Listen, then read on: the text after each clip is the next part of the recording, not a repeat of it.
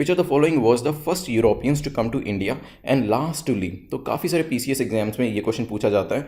तो यहाँ पे कौन से ऐसे यूरोपियंस थे, आपको पता है काफ़ी सारे यूरोपियंस जो थे वो इंडिया में आए कमर्शियल एक्टिविटी से इंटरेस्ट अपना दिखाते हुए, कमर्शियल एक्टिविटी करने के लिए, और देन कहीं ना कहीं उनका पॉलिटिकल रीजंस भी होते थे।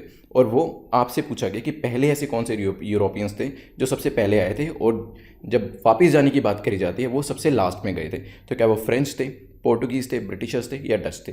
सोचिए क्या आंसर होगा, फिर डिस्कस करते हैं। चलिए देखिए, पोर्टुगीज़ थे, ये हमें पता है सबसे पहले आए थे, फर्स्ट यूरोपियंस थे जो कि जिन्होंने इंडिया के अंदर एंटर किया था। और वापस जाने के लिए भी हम इनका नाम ही लेते हैं, सबसे लास्ट में ये गए थे। आप मुझे कमेंट सेक्शन में ये बताइएगा कि ये वापस कब गए थे, कौन से साल में हम ये मानते हैं कि पोर्टुगीज़ वापस चले गए थे। मैंने आपको बताया 1498 वाज द ईयर जब वास्को डी गामा आए थे यहाँ पर, ठीक है। लेकिन ये वापस कब गए थे, हम ऐसा क्यों कहते हैं कि they were last to leave? They were first to come because the 1498 समझ में आता है, लेकिन why they were last to leave, हम ये क्यों कहते हैं कि वो लास्ट में सबसे गए थे? इवन ब्रिटिशर्स, फ्रेंच, डच के यहाँ से जाने के बाद ही वो गए थे। तो वो मुझे रीज़न आप कमेंट सेक्शन में बताइएगा। चलते हैं नेक्स्ट क्वेश्चन के ऊपर।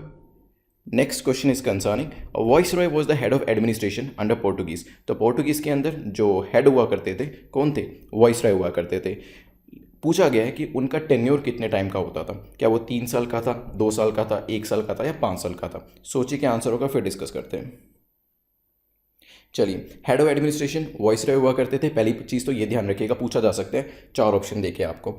तो यहाँ पे जो उनका कार्यकाल होता था that was of 3 years, so A is the correct answer, ठीक है। और इनके साथ ही एक सेक्रेटरी हुआ करते थे और वो कहीं ना कहीं उनको हेल्प करते थे अपने टास्क्स को परफॉर्म करने के लिए, ये भी देखिएगा। चलते हैं नेक्स्ट क्वेश्चन के ऊपर, which is the last question of today. Which of the following is और are correct about Portuguese religious policy? Portuguese religious policy यहाँ पे मेंस के हिसाब से भी काफ़ी इंपॉर्टेंट क्वेश्चन है। हम इतने पॉइंट डिस्कस करेंगे इसके अंदर कि आप मेंस का आंसर भी जो 100 वर्ड्स का या 150 वर्ड्स का आता है वो आप कर पाए। पहले तो क्वेश्चन देखते हैं। तो क्वेश्चन पूछ क्या रहा है, which of the following is और are correct about Portuguese religious policy? Portuguese की रिलीजियस पॉलिसी के बारे में 3 जो यहाँ पे स्टेटमेंट दी गई हैं उसमें से कौन सी ठीक है? प्रमोशन ऑफ क्रिश्चियनिटी जो था वो उनकी रिलीजियस पॉलिसी का पार्ट था, हो सकता है। परसिक्यूशन ऑफ मुस्लिम उनकी एक रिलीजियस पॉलिसी का पार्ट था, ये भी हो सकता है। रिस्पेक्ट टू हिंदुइज्म क्या उनकी रिलीजियस पॉलिसी का पार्ट था? ये भी हो सकता है। सोचिए क्या आंसर है, फिर डिस्कस करते हैं। चलिए देखिए, मैंने आपको पहले ही बताया था कि जब उनको भेजा गया था यहाँ पर, उनकी रिलीजियस पॉलिसी और उनकी कमर्शियल पॉलिसी जो थी वो इंटरट्वाइन करती थी एक दूसरे से। उनका मेन काम यही था कि आप अपने कमर्शियल इंटरेस्ट को बढ़ाएं और साथ साथ प्रोसेलिटाइजेशन, जिसका मतलब होता है कन्वर्जन पे भी ध्यान दें। तो जितने लोगों का आप धर्म परिवर्तन कर सकते हैं उतना करिए। तो प्रमोशन ऑफ क्रिश्चियनिटी तो था ही, साथ में अगर ये पॉइंट आपको लिखना है कि क्या कन्वर्जन भी उनका एक ऑब्जेक्टिव था, तो यस, कन्वर्जन भी एक उनका ऑब्जेक्टिव था। तो पहली स्टेटमेंट आपकी ठीक हो जाती है, ये उनकी रिलीजियस पॉलिसी का पार्ट था। साथ में ही परसिक्यूशन ऑफ मुस्लिम्स क्या उनकी रिलीजियस पॉलिसी का पार्ट था? यस, ये भी उनकी एक रिलीजियस पॉलिसी का पार्ट था। Respect to Hinduism is incorrect. Starting में ऐसा हुआ था कि जो परसिक्यूशन था वो सिर्फ मुस्लिम्स का हो रहा था, हिंदूज़ का नहीं हो रहा था, लेकिन लेटर ऑन उन्होंने ये डिफ्रेंसिएशन को ख़त्म किया। Even Hindus were also persecuted. तो यहाँ पे जो आंसर होगा वो क्या होगा? आंसर हो जाएगा बी।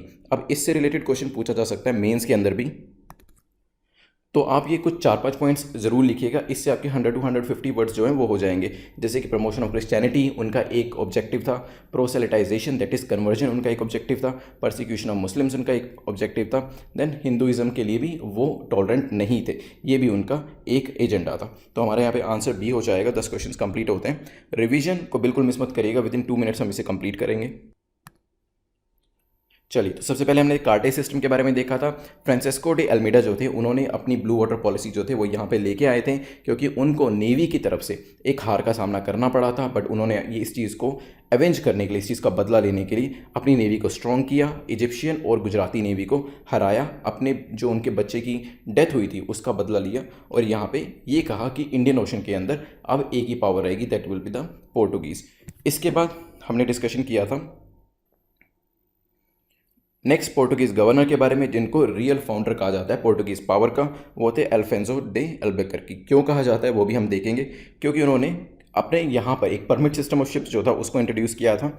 उन्होंने गोवा को एक्वायर किया बीजापुर के सुल्तान से, जो कि एक इंपॉर्टेंट स्टेप्स था। फोर्टिफिकेशन करना शुरू किया, सती का एबोलिशमेंट किया, ये सब चीज़ें इंपॉर्टेंट थी उनके कार्यकाल में। साथ में ही नेगेटिव जो चीज़ थी वो ये थी कि मुस्लिम्स को उन्होंने प्रोसिक्यूट करना शुरू किया। तो this was the negative point. Then हमने देखा था नीनो दे कूना के बारे में। इन्होंने अपने हेडक्वार्टर को शिफ्ट किया था कोचीन से गोवा, ना कि गोवा से कोचीन। साथ में ही जो आइलैंड ऑफ बेसीन था वो इनको मिला था बहादुर शाह से। उन्होंने क्या अटेम्प्ट किया कि जो इन्फ्लुएंस है पोर्टुगीज़ का वो कहीं ना कहीं बंगाल तक भी लेके जाया जा सके। सो इसके बाद हमने डिस्कशन किया था कि क्या ऐसे रीजंस थे जिसकी वजह से पोर्टुगीज़ का स्ट्रॉन्ग होल्ड बना।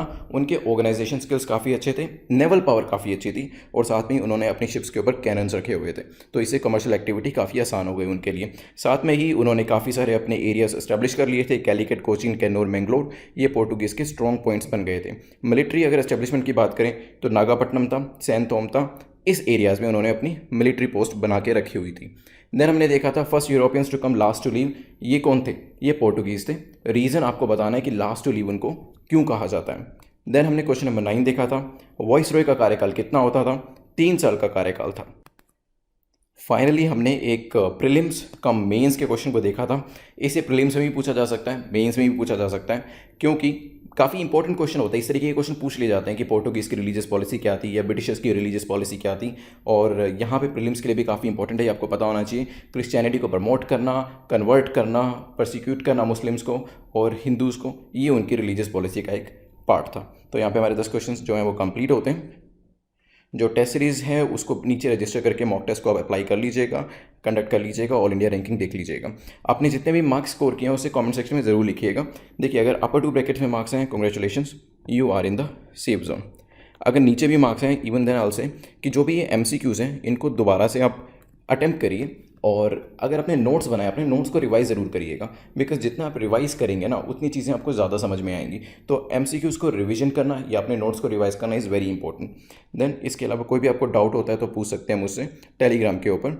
And you can subscribe this channel, bell icon को प्रेस करके नोटिफिकेशंस को सब्सक्राइब कर लीजिएगा। Thanks for watching, have a nice day.